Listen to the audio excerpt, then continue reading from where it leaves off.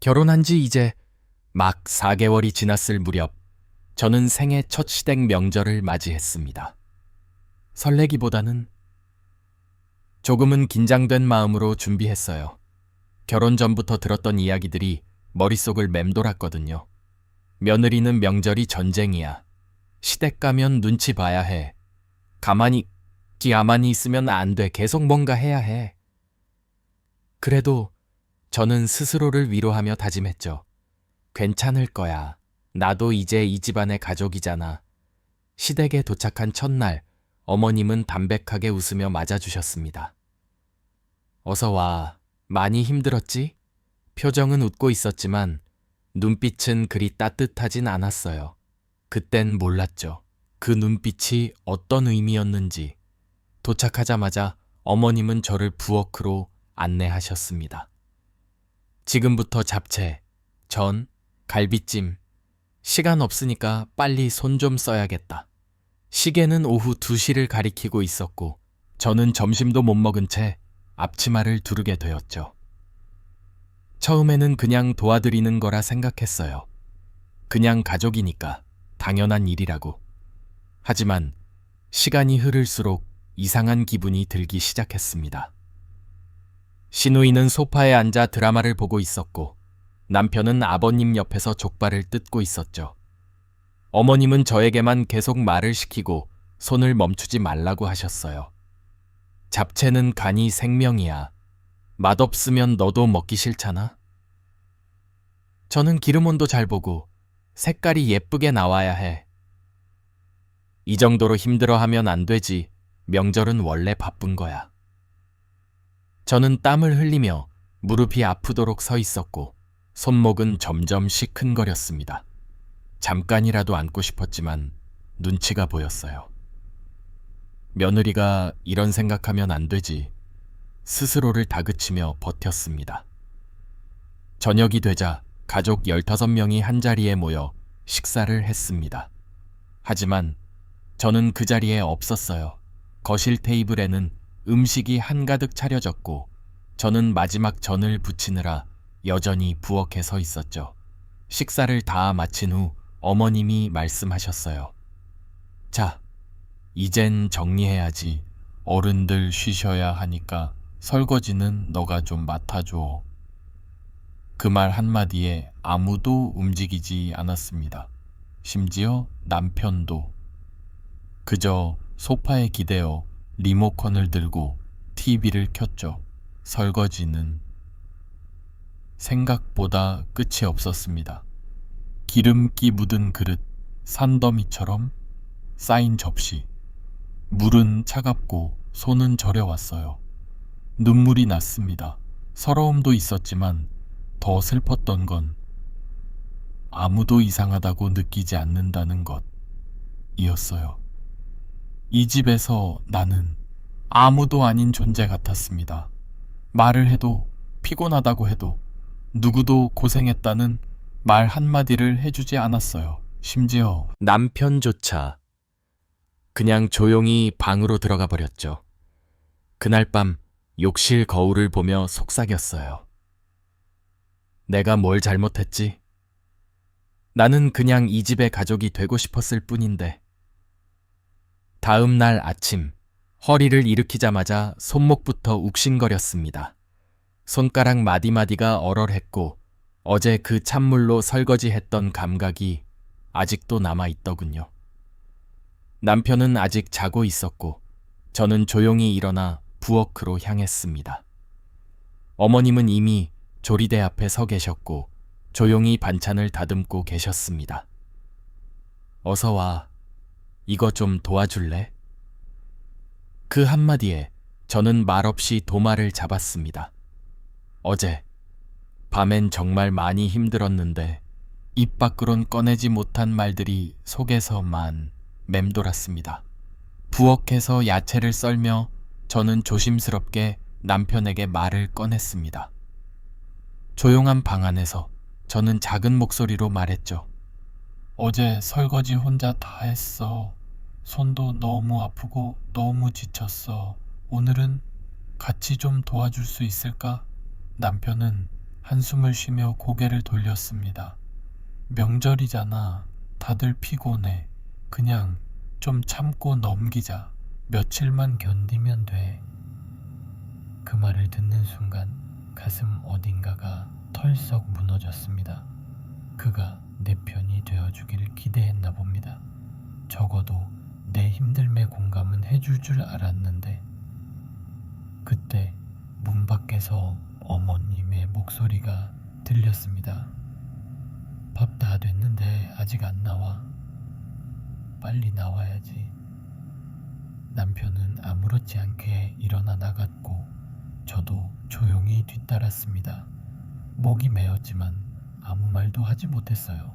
점심 식사 후 저는 잠시 베란다에 나와 차를 한 잔 따랐습니다. 조용히 앉아 차가운 바람을 느끼며 숨을 돌리고 있었죠. 그런데 어머님이 지나가시다 저를 보셨습니다. 그리고는 단호한 표정으로 말씀하셨어요. 지금 쉴 여유가 있어. 나는 며느리 시절에 앉을 틈도 없었는데. 저는 얼른 일어나며 말했어요. 네, 잠깐만요. 어머님은 고개를 끄덕이며 말하셨죠. 요즘 애들은 참 편하게 산다니까.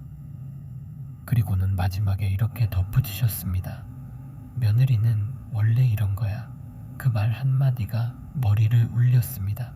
화를 내는 것도 아니었고 비난하는 어조도 아니었어요. 그저 당연하다는 듯 너무나 자연스럽게 말하셨죠. 그 순간 저는 말문이 막혔습니다. 왜 당연해야 하죠?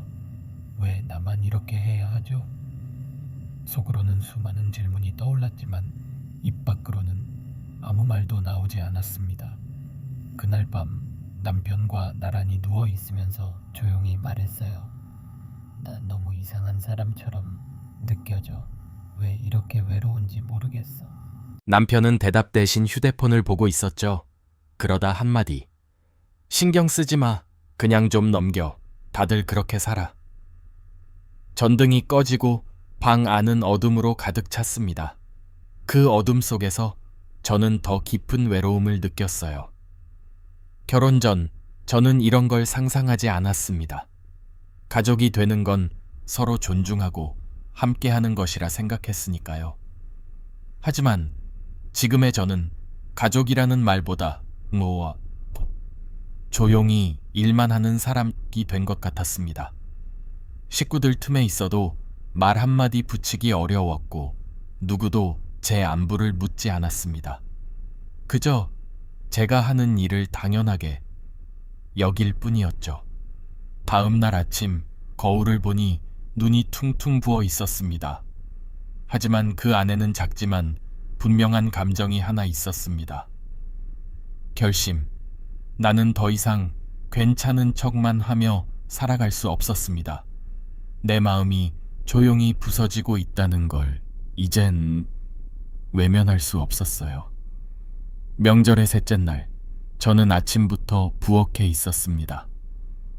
어머님은 별다른 말 없이 고구마를 찌고 계셨고 저는 옆에서 멸치를 다듬고 있었습니다.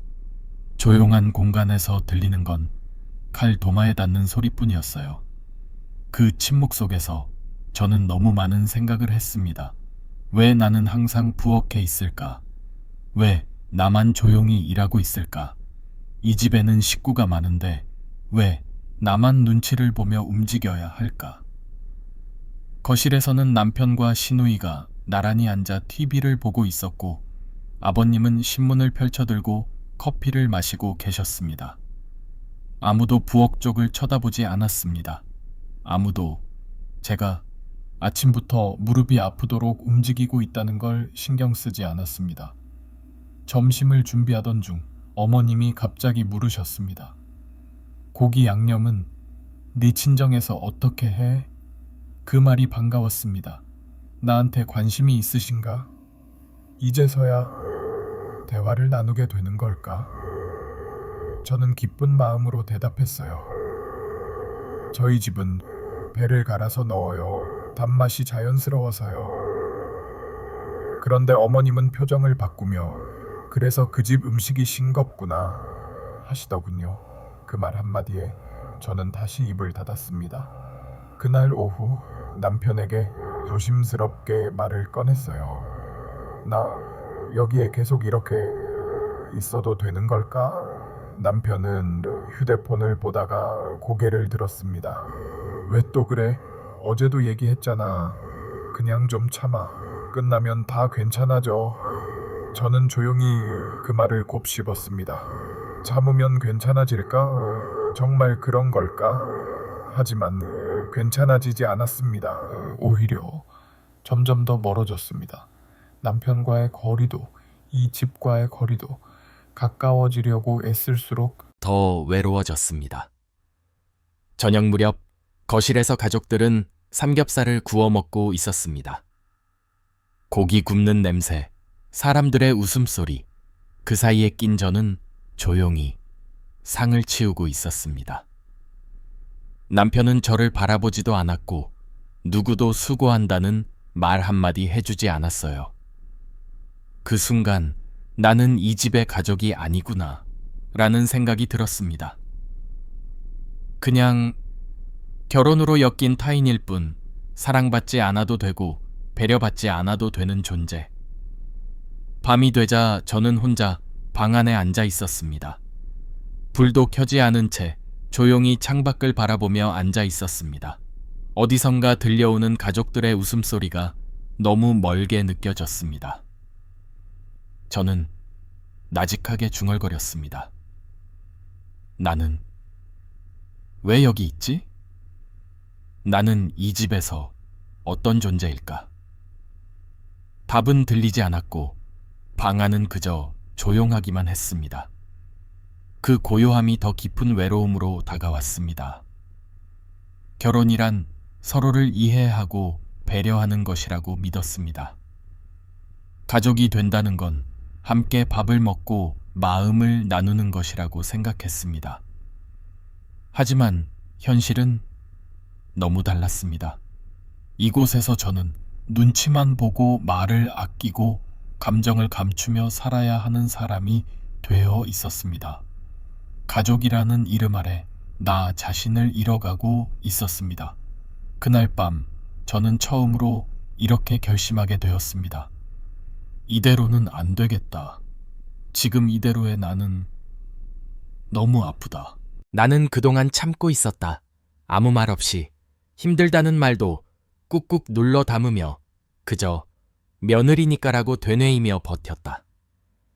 하지만 그날 밤 정말 조용히 아무도 모르게 무너져 버렸다. 저녁 식사가 끝난 뒤 식탁 위에는 빈 그릇, 젓가락, 기름 묻은 접시, 그리고 구겨진 휴지들이 어지럽게 놓여 있었다. 가족들은 배부르게 일어나 소파로 향했고 나는 아무 말 없이 하나하나 그릇을 모으기 시작했다. 그 누구도 내게 눈길을 주지 않았다. 그 누구도 고생했다는 말 한마디 해주지 않았다. 나는 조용히 싱크대 앞에 섰다. 그리고 하나하나 그릇을 씻기 시작했다. 그릇은 유난히 무겁게 느껴졌고 손목은 더 이상 힘을 주기 어려울 정도로 아팠다. 거실에서는 웃음소리가 들려왔다. TV에서 예능이 나오고 있었고 시누이는 간식을 챙겨왔고 남편은 리모컨을 들고 채널을 돌리고 있었다. 그 웃음소리 속에서 나는 내가 웃는 법을 잊어버린 사람처럼 느껴졌다. 물은 점점 차가워지고 있었고 설거지는 끝날 기미가 보이지 않았다. 그때 싱크대가 막혔다. 물이 내려가지 않고 고여 있었다. 나는 망설이다가 손을 깊숙이 넣어 음식물 찌꺼기를 꺼냈다. 기름기와 냄새가 코끝을 자극했고 순간 울컥하는 감정이 올라왔다. 그 순간 나는 조용히 눈물을 흘리기 시작했다. 소리도 없이 그저 눈물만 흘렀다. 싱크대 앞에 서서 무표정으로 접시를 들고 있었지만 눈에서는 멈추지 않는 눈물이 흐르고 있었다. 그 누구도 그 장면을 보지 못했다. 아니, 보려 하지 않았다. 나는 그 집에서 완전히 투명한 사람이 되어 있었다. 얼마나 시간이 지났는지 모른다. 그때 남편이 부엌으로 들어왔다. 나를 보고는 잠시 멈칫하더니 조심스럽게 물었다.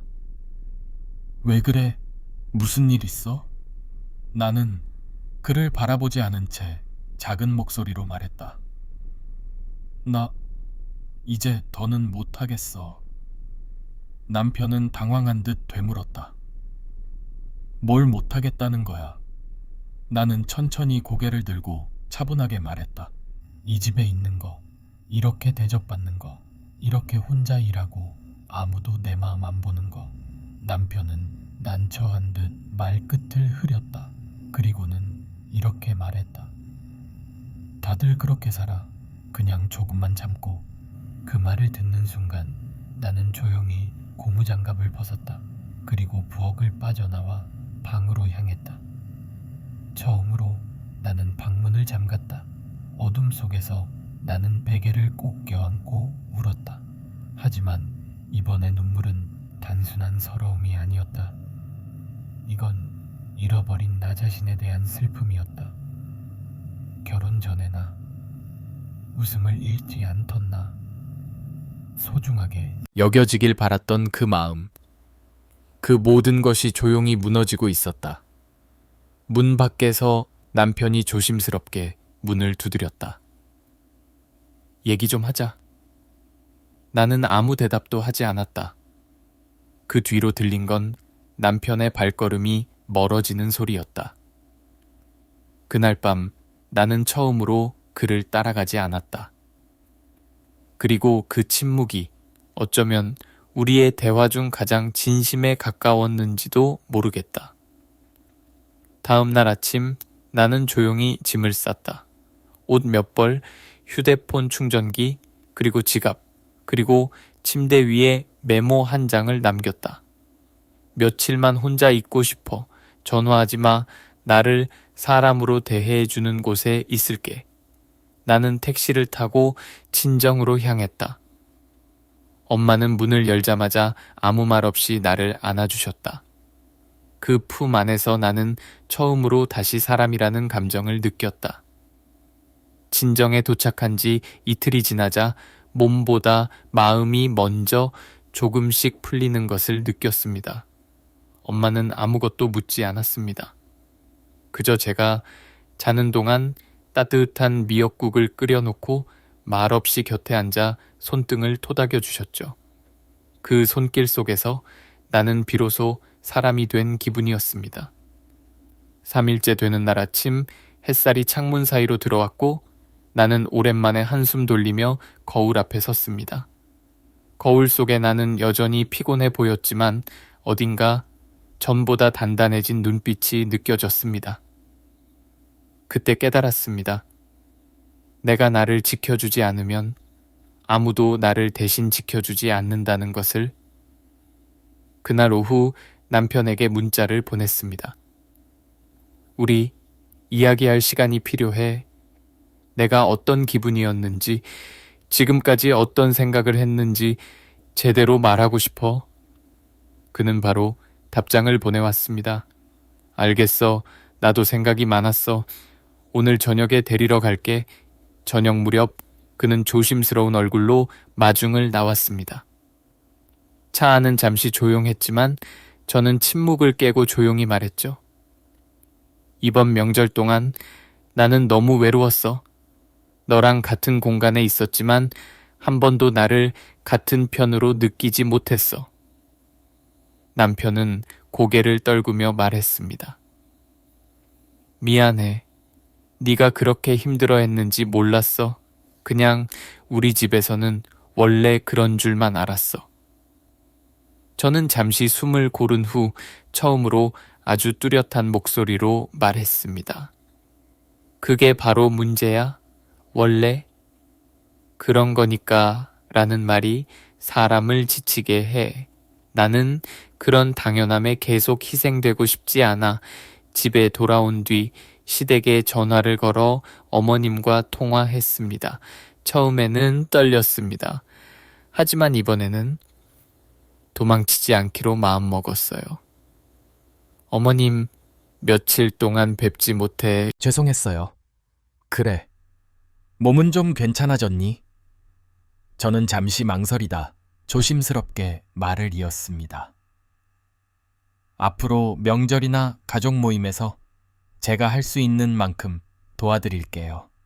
하지만 모든 일을 저 혼자 감당하는 건 어렵습니다. 서로 조금씩 나눌 수 있으면 좋겠어요. 어머님은 처음엔 말씀이 없으셨지만 한참 후 이렇게 말씀하셨어요. 그래, 내 말이 맞다. 내가 너한테 너무 많이 기대했을지도 모르겠네. 그 말 한마디에 나는 눈물이 날 뻔했습니다. 비난도 분노도 아닌 작은 이해가 담긴 그 목소리, 그게 얼마나 큰 위로가 되었는지 모릅니다. 그날 밤 남편과 함께 식탁에 앉아 조용히 차를 마시며 처음으로 명절 이후의 계획을 이야기했습니다. 우리 다음 명절에는 각자 역할을 정하자. 너무 한 사람에게만 짐이 쏠리지 않게. 남편은 고개를 끄덕이며 말했습니다. 그래, 나도 이제서야 알았어. 네가 어떤 마음이었는지. 그렇게 저는 처음으로 제 안에 선을 하나 그었습니다. 무리하게 구분짓는 선이 아니라 스스로를 잃지 않기 위한 작고 조심스러운 경계선. 그 선 너머로 들어오는 상처는 이제 가만히 받아들이지 않기로, 그리고 그 선 안에 나를 더 이상 외롭게 두지 않기로. 그날 저녁 남편과 나는 긴 대화를 나눴다. 결혼 이후 처음으로 서로의 감정을 솔직하게 꺼낸 밤이었다. 나는 말했다. 당신과의 삶이 싫은 게 아니야. 그저 이 결혼 속에서 나 자신이 점점 사라지는 것 같았어. 남편은 조용히 내 말을 듣더니 작은 목소리로 이렇게 말했다. 그럼 우리 독립할까? 순간 가슴이 두근거렸다. 그 말은 내가 오랫동안 속으로만 품어왔던 바람이었으니까. 하지만 동시에 걱정도 밀려왔다. 어머님은 어떻게 생각하실까? 우리의 결정이 또 다른 갈등을 불러오지는 않을까? 며칠 후 남편은 어머님과 단둘이 대화를 나누기로 했다. 나는 그날 내내 불안했다. 주방을 정리하면서도 손이 떨렸고 휴대폰을 수시로 확인하며 마음을 다잡았다. 저녁 무렵 남편이 돌아왔다. 그의 얼굴에는 생각보다 평온한 표정이 있었다. 어머님께 말씀드렸어. 남편이 조심스럽게 말을 꺼냈다. 생각보다 많이 놀라시지 않으셨어?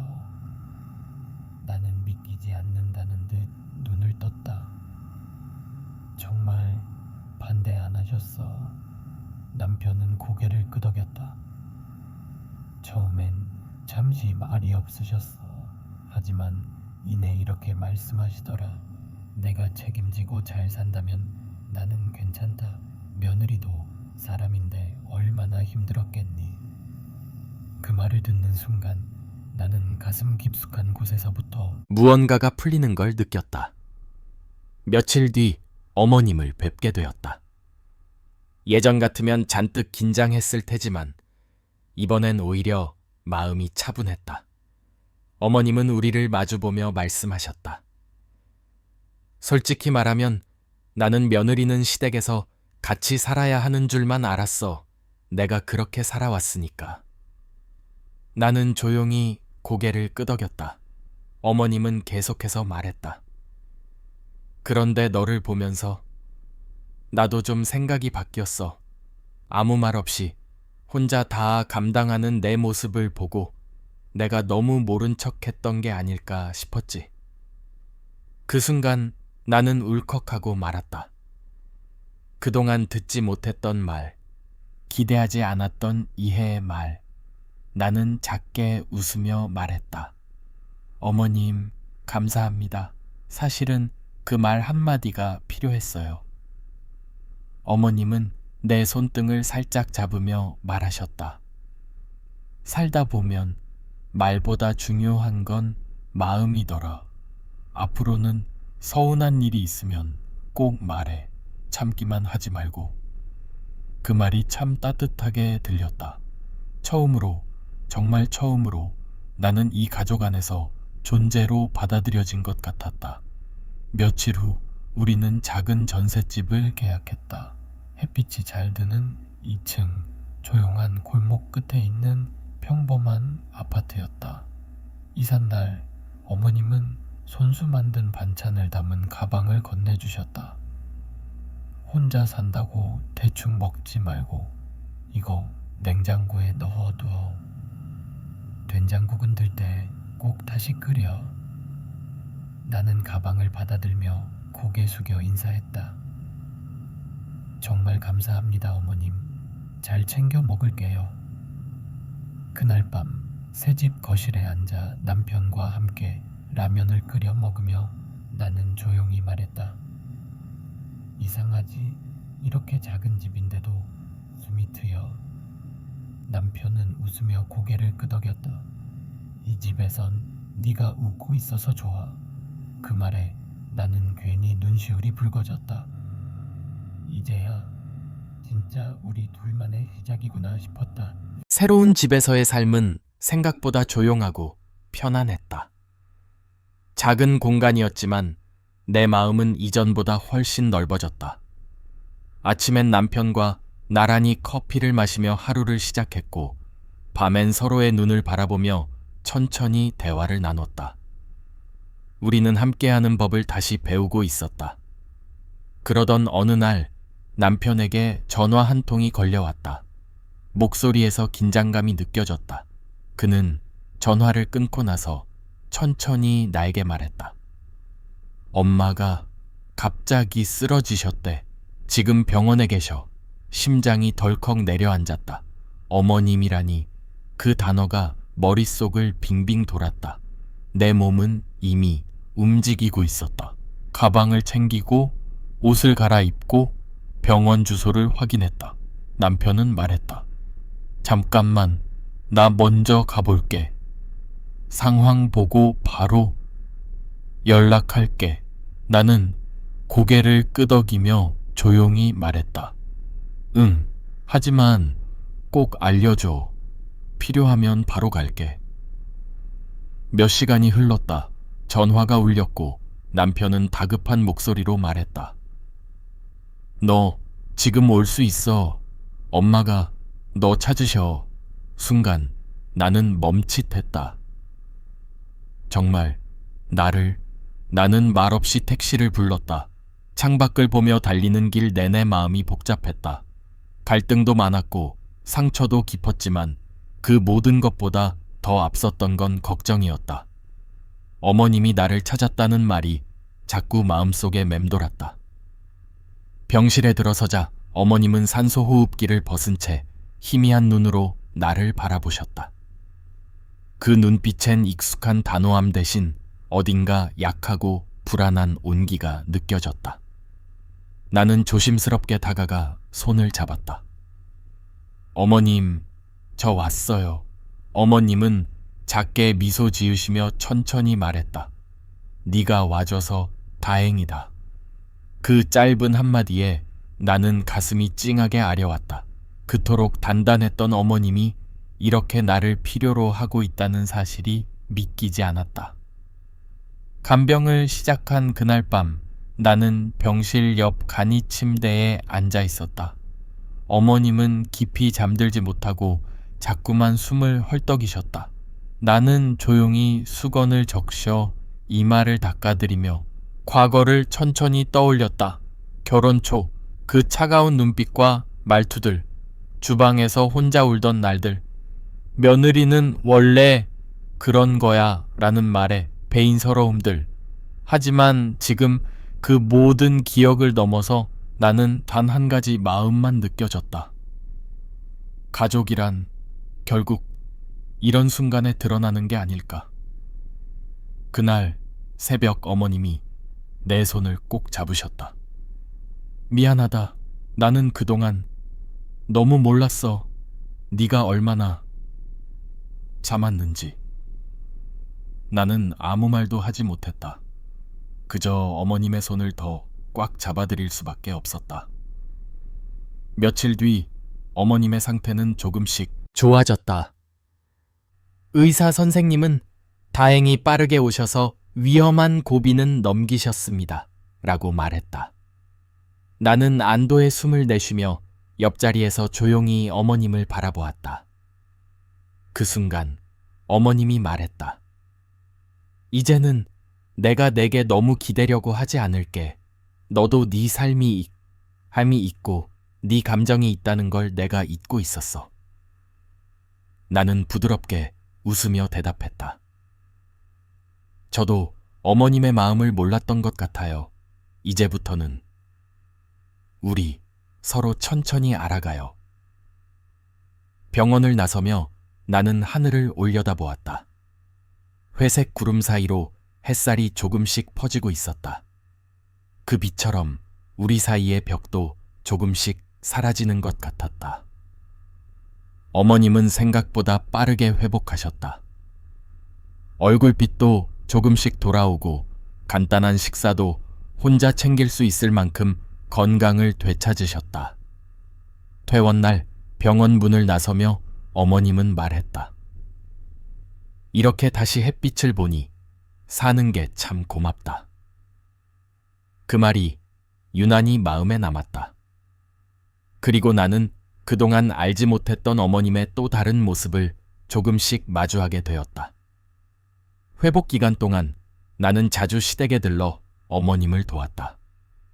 이전 같았으면 작은 일 하나에도 긴장하고 눈치를 봤겠지만 이제는 아니었다. 어머님과 나는 조금은 조심스럽게, 하지만 분명히 가까워지고 있었다. 함께 앉아 차를 마시거나 마트에 같이 다녀오거나 어떤 날은 조용히 라디오를 들으며 말없이 시간을 보내기도 했다. 그 시간이 나에게는 새롭고도 따뜻했다. 어느 날 오후 어머님과 함께 김치를 담그다가 문득 조용한 순간이 찾아왔다. 어머님이 갑자기 말씀하셨다. 사실 나도 며느리였을 땐 많이 울었어. 나는 고개를 들고 어머님의 얼굴을 바라보았다. 그땐 시어머니 눈치 보느라 숨도 제대로 못 쉬었지. 무슨 말을 해도 돌아오는 건 지적이었고 늘 조용히 참고 견디는 게 답이라고 생각했어. 나는 조심스럽게 물었다. 그런데 왜 어머님도 저한테 그렇게 하셨어요? 그 질문은 오랫동안 내 안에 맴돌던 것이었다. 하지만 지금이라면 어머님도 진심으로 들을 준비가 되어 있을 것 같았다. 어머님은 한참을 침묵하시더니 작게 웃으며 말씀하셨다. 내가 받은 대로 나도 누군가에게 그렇게 하게 되더라. 그게 당연한 줄 알았고 다른 방법은 몰랐어. 나는 그 말에 어쩐지 가슴이 먹먹해졌다. 어머님도 누군가의 며느리였고 누군가의 서러움을 가슴에 품은 사람이었다는 사실, 그리고 그 아픔이 또 다른 아픔으로 이어졌다는 사실. 그날 밤 집으로 돌아오는 길에 나는 깊은 생각에 잠겼다. 우리는 왜 상처를 물려주고 마는 걸까?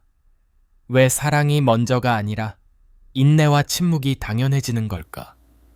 그리고 나는 그 고리를 어디에선가 끊어야겠다고 조용히 결심했다. 며칠 뒤 어머님은 작은 반찬통을 들고 우리 집에 찾아오셨다. 된장찌개 끓여 먹어. 네가 좋아하던 식으로 했어. 나는 고개를 숙이며 감사 인사를 드렸다. 그 짧은 순간 우리 사이엔 말로 다 하지 않아도 전해지는 어떤 따뜻함이 있었다. 이전 같았으면 어색하거나 불편했을 상황이었을 텐데 이젠 아니었다. 그날 저녁 남편에게 조용히 말했다. 어머님이 많이 달라지신 것 같아. 남편은 고개를 끄덕이며 웃었다. 너도 그렇고 우리 둘 다 조금씩 달라진 거겠지? 나는 그 말에 조용히 미소 지었다. 그래, 맞다. 누군가가 먼저 변하길 기다리는 게 아니라 작은 한 걸음부터 내디뎠기에 우리는 여기까지 온 것이다. 그날 밤 나는 어머님이 병원에서 내 손을 꼭 잡고 미안하다 라고 말하던 장면을 떠올렸다. 그리고 그 손끝에 담긴 진심과 용서, 그리고 늦은 사랑을 다시 한번 마음에 새겼다. 어머님이 퇴원하신 지 한 달쯤 지났을 무렵 나는 문득 이런 생각이 들었다. 이번엔 내가 먼저 다가가 볼까? 그동안 어머님과 나 사이엔 분명한 변화가 있었다. 서로 조심스럽게 마음을 내보였고 진심으로 마주한 순간도 있었다. 그래서 이번엔 한 걸음 더 나아가고 싶었다. 어머님, 저희 집에서 일주일 쉬고 가실래요? 전화 너머의 어머님은 잠시 말이 없었다. 내가 방해는 안 되겠니? 아니에요. 저도 오히려 그게 더 좋을 것 같아서요. 식사도 챙겨드리고 같이 이야기 나눠도 좋고요. 어머님은 조용히 웃으며 말했다. 그럼 그렇게 해보자. 그렇게 어머님은 작은 캐리어 하나를 들고 우리 집에 오셨다. 처음 며칠은 다소 어색했다. 서로가 서로를 배려하느라 지나치게 조용한 시간이 이어졌고 식사 때마다 이건 내가 할게, 아니에요, 제가요 하는 대화가 반복되었다. 하지만 나는 이번에는 진짜로 다르게 하고 싶었다. 억지로 잘해 보이려 하지도 않고 과거의 일로 예민해지지도 않고 그저 지금 이 순간의 우리를 바라보기로. 어느 날 아침 내가 늦잠을 자고 일어나 보니 부엌에선 된장찌개 냄새가 퍼지고 있었다. 어머님이 앞치마를 두르고 조용히 국을 끓이고 계셨다. 어머님, 아침부터 고생하셨어요. 네가 피곤해 보여서 이럴 땐 내가 좀 도와줘야지. 나는 잠시 멈칫했다. 예전 같았으면 왜 멋대로 부엌에 들어오셨지 하고 불편했을지도 모른다. 하지만 지금은 그 따뜻한 뒷모습이 이상하게도 고마웠다. 며칠째 되던 날 작은 갈등이 일어났다. 내가 빨래를 널어둔 방식에 대해 어머님이 조심스럽게 말했다. 이렇게 널면 잘 안 마르지 않니? 뒤집어서 널면 더 금방 마르더라. 순간 내 안에 오랜 습관처럼 올라오는 감정이 있었다. 예전 같았으면 그 말에 상처받고 속으로 괜히 억울해했을 것이다. 하지만 나는 한숨을 깊이 내쉰 뒤 웃으며 말했다. 아, 그렇네요. 어머님 말씀대로 해볼게요. 어머님도 나를 보며 작게 웃으셨다. 내가 너무 참견했지? 미안하다. 아니에요. 같이 사는 동안엔 이런 얘기도 필요한 것 같아요. 그날 우리는 빨래를 함께 널었다. 어느 저녁 어머님과 단둘이 거실에 앉아 있었다. 조용한 음악이 흐르는 가운데 어머님이 천천히 말씀하셨다. 나는 네가 처음 우리 집에 왔을 때 참 많이 낯설었어. 말투도 표정도 내 딸 같지 않았지. 나는 조용히 그 말을 들었다. 그런데 지금 생각해보면 그건 네 잘못이 아니라 내가 너를 딸처럼 받아들이려 하지 않았던 거더라. 그 말에 나는 가슴이 뭉클해졌다. 이젠 너를 보면 마음이 편안해. 참 고맙다. 이렇게 와줘서. 나는 눈시울이 붉어졌다. 그리고 작게, 정말 작게 대답했다. 저도 어머님이 오셔서 집이 더 따뜻해졌어요. 일주일이 지나고 어머님이 집으로 돌아가시던 날 현관 앞에서 어머님이 내 손을 꼭 잡으시며 말했다. 다음에 또 불러줘. 나는 네가 만들어준 저녁이 참 좋더라. 그 순간 나는 깨달았다. 일주일은 단지 같이 지낸 시간이 아니라 우리가 서로를 이해하고 인자 가족이 되어가는 과정이었다는 걸. 그날 아침 전화벨이 울렸다. 수화기 너머의 목소리는 믿고 싶지 않은 말을 전했다. 어머님이 오늘 새벽에 조용히 돌아가셨어요. 순간 나는 아무 말도 할 수 없었다. 귀가 멍해지고 심장이 무너지는 것 같았다. 눈물이 뺨을 타고 흘러내렸지만 나는 울고 있다는 사실조차 한참이 지나서야 깨달았다. 병원으로 달려가는 내내 수많은 장면이 떠올랐다. 결혼 첫 해 차가웠던 시선, 주방 한 구석에서 숨죽이며 울던 밤들, 말없이 견디던 명절날 아침들, 그리고 그 모든 오해를 넘어서 우리가 함께 웃고 함께 울었던 마지막 몇 달의 기억들. 그 짧은 시간이 나에겐 너무나도 소중했고 지금은 너무나도 아프게 다가왔다. 병실에 도착했을 때 어머님은 조용히 누워 계셨다.